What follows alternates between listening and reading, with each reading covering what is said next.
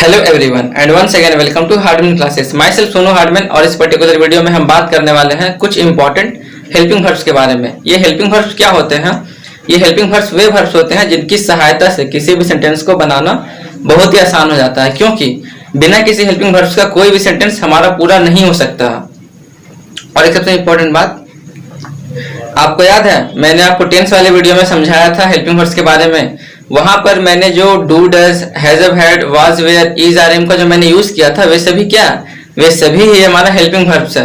वो हमारा interrogative sentence था, जिससे कारण से जो वर्ब वाला पोर्शन था वो हमारा आगे आ रहा था। वर्ब के बाद सब्जेक्ट था, उसी हिसाब से ये सभी हमारा हेल्पिंग वर्ब्स है। तो आज हम लोग नेक्स्ट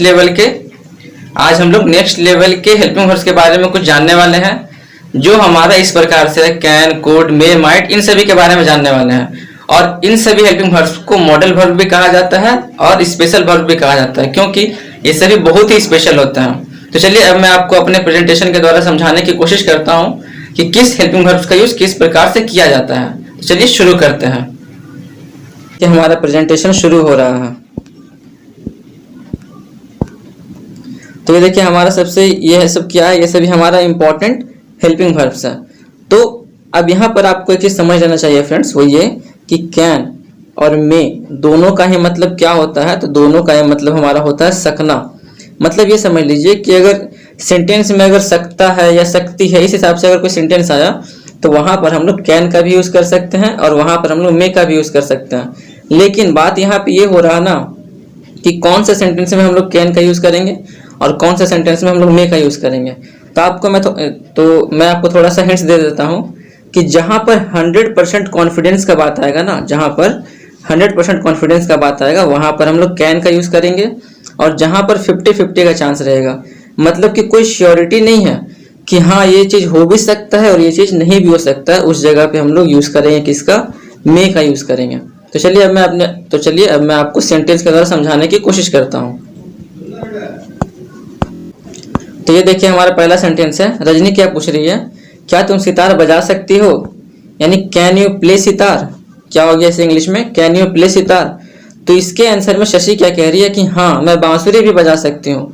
मतलब yes I can play flute as well. Yes I can play flute as well. अब यहाँ पर आप ध्यान से देख रहे होंगे फ्रेंड्स, वो ये कि रजनी पूछ रही है कि क्या तुम सितार बजा सकती हो, लेकिन शशि क्या बोल रही है? वो बोल रही है कि हाँ मैं बांसुरी भी बजा सकती हूँ। मतलब वो इतना कॉन्फिडेंशियल है शशि कि वो दोनों काम कर सकती है, वो सितार भी बजा सकती है और वो जो है बांसुरी भी बजा सकती है। तो देख रहे हैं ना, यहाँ पर वो पूरा पूरी कॉन्फिडेंट है। वो यहाँ पर शशि जो है वो पूरा पूरी 100% क्या कॉन्फिडेंट है कि हाँ मैं दोनों काम कर सकती हूँ, मैं दोनों बजा सकती हूँ। इसीलिए इसके जगह पे क्या यूज किया गया है? कैन का यूज किया गया है। ठीक है, देखिए इसीलिए यहाँ पे क्या यूज किया गया है? तो कैन का यूज किया गया है। आगे समझ में। नेक्स्ट बढ़ते हैं। नेक्स्ट देखिए इसी प्रकार से क्या आता है हमारा नेक्स्ट सेंटेंस। क्या तुम मेरी पुस्तकें लौटा सकती हो? यानी can you return my books.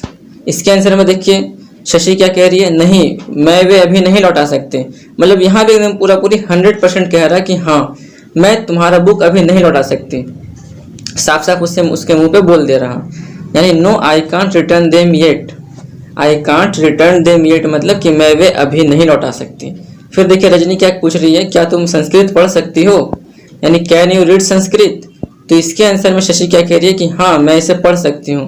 पूरा एकदम कॉन्फिडेंस से कह रही है कि हाँ मैं इसे पढ़ सकती हूँ। यानी yes I can read it. Yes I can read it. अब हम लोग चलते हैं मे के तरफ। अब ये मे मई का महीना वाला नहीं है, ये मे हम लोग हेल्पिंग वर्ब्स के बारे में पढ़ रहे हैं। तो देखिए इस केस में क्या होता है ना, इस केस में हमारा 50-50 का चांस रहता है। अब देखिए वो 50-50 क्या है, चलिए मैं आपको दिखाता हूँ। तब देखिए यहाँ पे क्वेश्चन छात्र पूछ रहा है क्या मैं अंदर आ सकता हूँ। छात्र पूछ रहा है यहाँ पे कि क्या मैं अंदर आ सकता हूँ, यानी मे आई कम इन सर। हम लोग स्कूल में ऐसा ही यूज करते हैं कि मे आई कम इन सर, मे आई कम इन मैम। तो इसके आंसर में देखिए टीचर क्या बोल रहे हैं कि हाँ आ जाओ। यानी यस यू में मतलब कि तुम आ सकते हो। अब इसे थोड़ा ध्यान से समझने की कोशिश कीजिएगा। अब यहाँ पर जब स्टूडेंट पूछा कि सर क्या मैं अंदर आ सकता हूँ, तो यहाँ पर दो चांस बना। कौन सा चांस बना? एक ये चांस बना कि हाँ तुम आ सकते हो, और दूसरा यहाँ पे दिमाग में ऑटोमेटिक आ रहा आखिर हम ये क्यों पूछ रहे हैं। या तो परमिशन मिल सकता है मुझे आने का अंदर, या फिर परमिशन मुझे नहीं मिल सकता। यानी कि कुछ कहा नहीं जा सकता कि ये यहाँ पर हाँ होगा या ना होगा, इसीलिए हम लोग यहाँ पर मे का यूज़ कर रहे हैं। तो मैं आपको और सेंटेंस से अच्छे से और एक्सप्लेन करने की कोशिश कर रहा हूँ। आई होप कि आपको ये समझ में आ रहे होंगे। अब देखिए फिर छात्र क्या पूछ रहा कि क्या मैं बाल सभा में सम्मिलित हो सकता हूँ महोदय। जब भी क्वेश्चनिंग किया जाता है ना, तो यहाँ पे 2 चांस बनता है फ्रेंड्स, वो यही कि एक तो हाँ में बन सकता है, दूसरा ना में। अब देखिए यहाँ भी स्टूडेंट क्या पूछ रहा है कि क्या मैं बाल सभा में सम्मिलित हो सकता हूँ, यानी मे आई अटेंड बाल सभा, क्या मैं बाल सभा को अटेंड कर सकता हूँ सर। तो यहाँ पर टीचर क्या बोल रहे हैं कि हाँ बड़ी खुशी से। अब वो क्यों पूछ रहा है ऐसा, वो इसलिए पूछ रहा है क्योंकि उसे ये कॉन्फिडेंस नहीं है कि सर मुझे परमिशन देंगे या फिर परमिशन नहीं देंगे। अगर उसे पूरी कॉन्फिडेंस रहता है कि हाँ मुझे ये परमिशन यहाँ मिल जाएगा, तो उस जगह पे हम लोग क्या यूज़ करते हैं, कैन का यूज़ करते हैं। आई होप कि आपको ये अच्छे से समझ में आ रहे होंगे। तो इसे इंग्लिश में क्या बोलेंगे, इसे इंग्लिश में हम लोग बोलेंगे विद ग्रेट प्लेजर, या फिर ऑफ कोर्स भी कह सकते हैं ना, ऑफ कोर्स मतलब बड़ी खुशी से।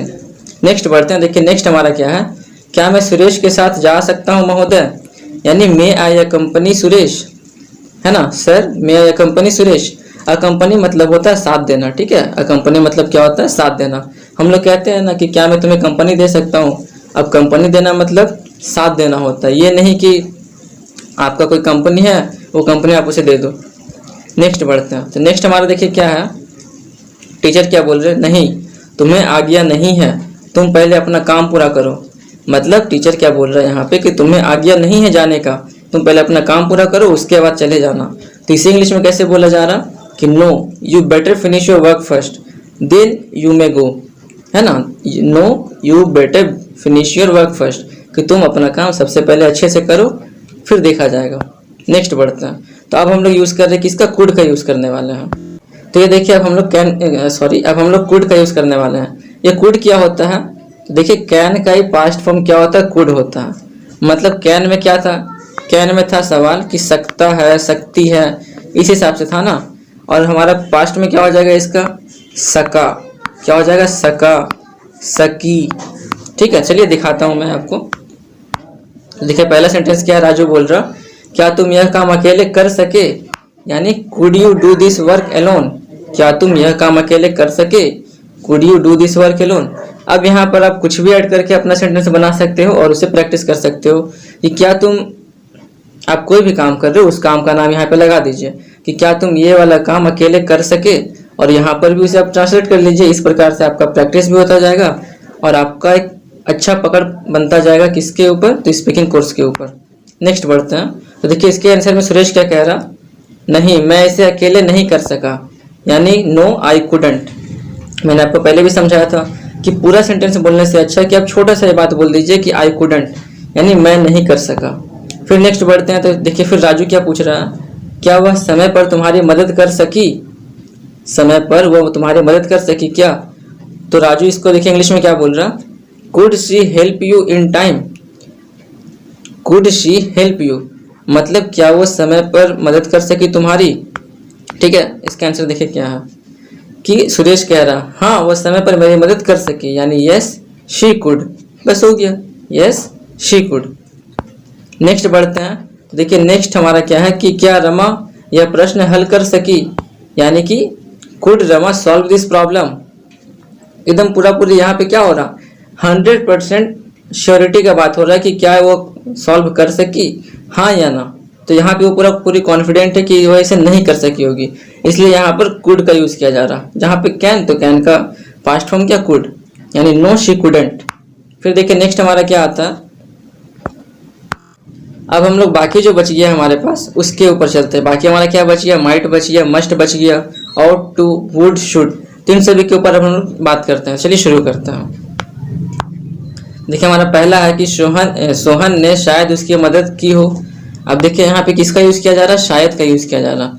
तो शायद वाले केस का देखिए क्या हो जाता है आंसर, तो शायद वाले में हम लोग क्या यूज़ करते हैं, माइट का यूज़ करते हैं। ठीक है, यानी Sohan might have helped him. ठीक है, क्या, Sohan might have helped him, यानी जहाँ पर शायद का यूज़ किया जाएगा वहाँ पर माइट का यूज़ किया जाता है। ठीक है, नेक्स्ट बढ़ते हैं। नेक्स्ट हमारा क्या है, शायद वह यहाँ आया होगा, यानी he might have come here, he might have come here, यहाँ पे देखिए शायद का यूज़ किया गया, तो उसके लिए हम लोग माइट का यूज़ करते हैं। यानी जिस भी सेंटेंस में आप शायद का यूज़ करेंगे, एक तो हम लोग शायद को परहैप्स भी कहते हैं, ठीक है, परहैप्स भी कहते हैं, और दूसरा हम लोग माइट भी कहते हैं, ठीक है।